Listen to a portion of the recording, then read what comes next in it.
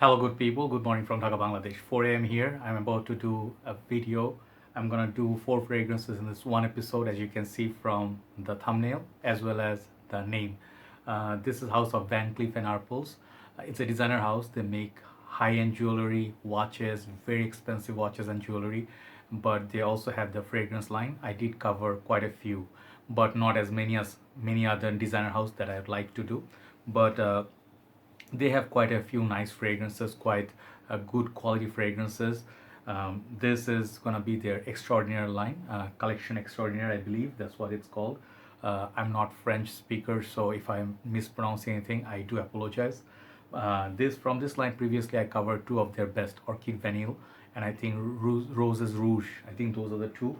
I think I have the names here, yeah, Rose Rouge and Orchid Vanille. Okay, so these two were also done from probably samples, and I'm going to show you travel atomizers today of each are 7.5 mil, and these are big thanks to Perfume Bangladesh, who the owner Masood Bhai is kind enough to lend me all these like samples or travel atomizers rather for me to try and review. So they're gonna have this kind of sets. Okay, they also come in the simple like single set like this kind of boxes, small boxes of 1.5 to 2 ml, but these are 7.5 mil. So I tested them for a few days, and now here I'm gonna do all in one. Hopefully you will like the episode, and I try to do justice to each of them. So Van Cleef & Arpels, my impression on this house is this fragrance house, this line, not all are winners for me. Some of them are okay, some of them are really good. In this episode I put them according to my liking, least favorite to most favorite. Okay, and I will rank them on each, okay, one by one. So I think I'll start with Precious Oud. Okay, this is the first one, and I think Precious Oud is in one of these samples. I don't want to take them out, they're very difficult to take out. Precious Oud is this one out of the three. As you can see, three different juice colors. These are the Rose Rouge, and I think this is the Orchid Vanille. So these are really beautiful. I give them high mark. This is Precious Oud. So when I heard Precious Oud, let me show you one thing, by the way. These ones, they all come with sprayers, so they're easy to discover. If these fragrances were dab samples, I would not be very happy because they're very difficult to test. So Precious Oud basically is, sorry, one last thing before I start. My scent of the late night, I'm wearing this one, Zara Vibrant Leather EDP, the magnetic top version for just the review, and this is like scent of the night. Let me go one more spray, couple sprays. When I say one, always it's double. So Precious Oud, let's go.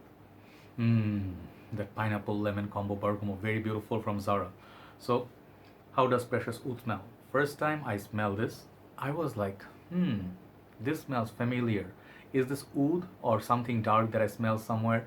Like it's a woody, spicy kind of like a smell. It's a very spicy, dark fragrance, and I was like, this does not smell like something unique. And then I'm like, what is it? I keep trying to think and remember, try to connect it to other fragrances, but to my surprise, in the end I realized it's not Spice Bomb or Men in Black, but it's something of those darker variants. Then it came to me, you know. So if you, I should have taken it out, but if you know Black Orchid, Precious Oud smells very close to this one, minus few things. And Black Orchid is really beast mode. This fragrance is good from Van Cleef & Arpels. It lasts a solid time, 5-6 hours, but Black Orchid will last you well over 10 hours. And the main difference between these two are the darkness.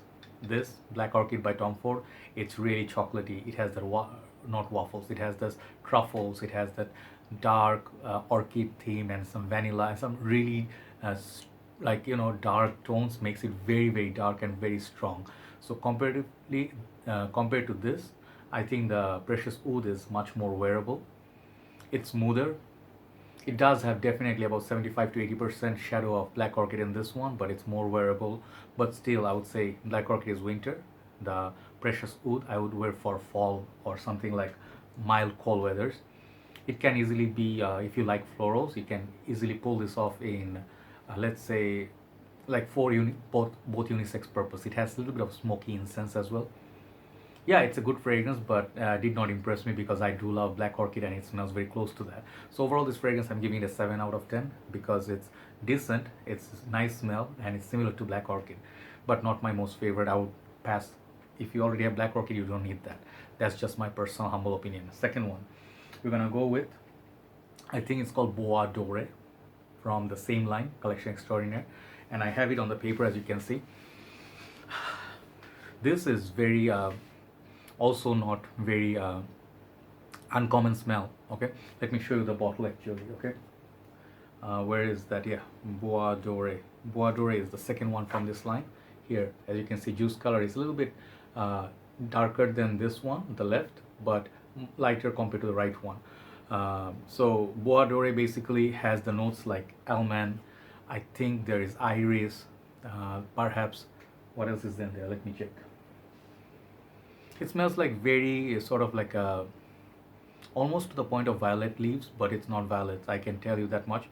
It's kind of musky. It's kind of like a soft almond. Think of Guerlain's L'Homme Ideal line, the cologne version.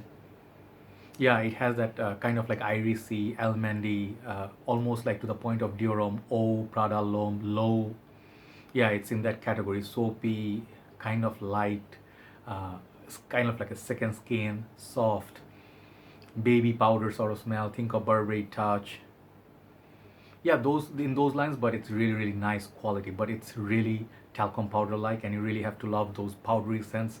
Like reminds me a little bit of Midnight in Paris, but very light. It does not have the glory of Midnight in Paris, but it's a good fragrance. If you do like those notes that I mentioned, you definitely should try it. It's a very inoffensive, clean white t-shirt, bright blue skies, unisex, that sort of a thing. So I also gave it 7 out of 10. As you can see, I wrote it down because I'll forget. It's a good fragrance. This fragrance perhaps is not like I have fragrances like this a lot, so I'll also skip this, but it's a good fragrance, not the best from this house. So we'll hit the third one now. Third one, it's gonna be Moonlight Patchouli. Okay, so let me show you Moonlight Patchouli. Moonlight Patchouli is gonna be, where is Moonlight Patchouli? Always lose track. Ambre Imperial. Yeah, Moonlight Patchouli is this one. I'm taking it out. It is the clear juice, same thing, cap and everything. So with a sprayer it comes. So yeah, Moonlight Patchouli. How is this? So the thing is, if you like the note of patchouli, patchouli can be in different variant. It can be darker patchouli, like a dark or a bit gothic, mysterious.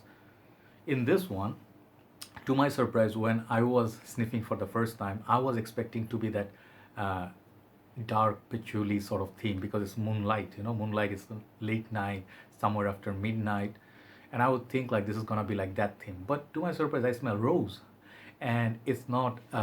It's not what I expected at all. Imperial patchouli. I'd be like, I would expect like patchouli to be the center stage. There is definite patchouli in this, but that rose, it's there, you know. So I really like it. There's some rose, there's some patchouli, and I think there's some woodiness to it. It's a nice fragrance, but that rose, you really have to like rose note to appreciate this.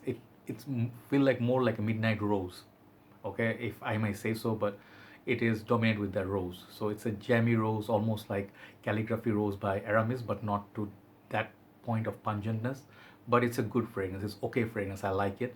It's a floral. It's a more leaning towards feminine. Guys might like it. You know, if you like Tom Ford Noir, De Noir, if you like that one, but that one's big, strong. This is not as strong. Or also Lyric Man by Amouage. If you like those, this is it. But this is not really masculine fragrance to my nose. So I still give it very good rating. I give it 9 out of 10 because I like the smell. If I'm gonna buy a full bottle or wear it, I have to think about it, but it's a good fragrance. So Moonlight Patchouli, I give it 9 out of 10. So that leads me to last one. Last one is gonna be Ambre Imperial. Okay, let me show you the bottle and then we'll talk about it. Ambre Imperial is few days back I sprayed it and I posted in my group.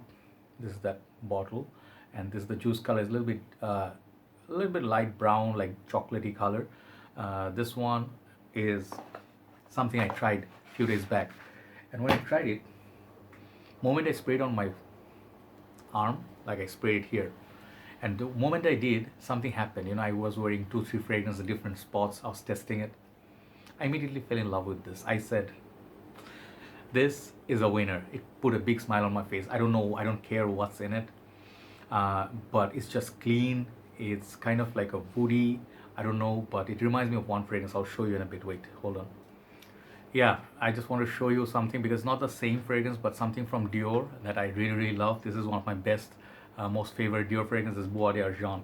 I think this one and Ambre Imperial, there is definite amber.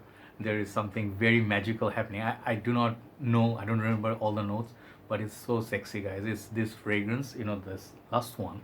People say this is the best from this line, hands down. I can definitely agree. I gave it 10 out of 10, okay? And I can tell you one thing, it does its magic, it stays a long time. It's definitely sexy, but it's so much upper class. You know, think of Guerlain making something, or Dior exclusive line, Privia line. This is definitely worthy of being in this niche line. So Ambre Imperial is so good. It develops so nicely on the skin. Some people do not get the maximum longevity out of it, but I would say this is not bad longevity. Lasting power is not bad. It just depends on skin, but I got okay performance. I got about 5 hours from it. It's not the longest lasting, but I really wish this one lasted like the Precious Oud, which I did not like that much. This smell is just so sexy. It's like you're wearing the skin. It almost reminds me of Ambre Calibria, you know, like beautiful presence on your skin from Nishane. This is just sexy. This is light bit of powdery. This is whoever knows the notes, they are the master. But I can just tell you one thing, I love this perfume. This is a perfection, 10 out of 10, and I highly recommend you to look at this one. This is called Ambre Imperial. This is full bottle worthy. So thank you, Masood Bhai. Thank you, Fragrance Bangladesh, for a wonderful gesture and support all the time, and all my brothers and sisters who lend me their bottles, send me their samples, anything that's helped my channel. I reviewed a lot of fragrances, which I'll talk about in next video. I'm gonna do one other video. I'm gonna let you know my developments and some morning thoughts and stuff like that. Thanks for watching. Have a nice day. I'll see you soon. Bye bye.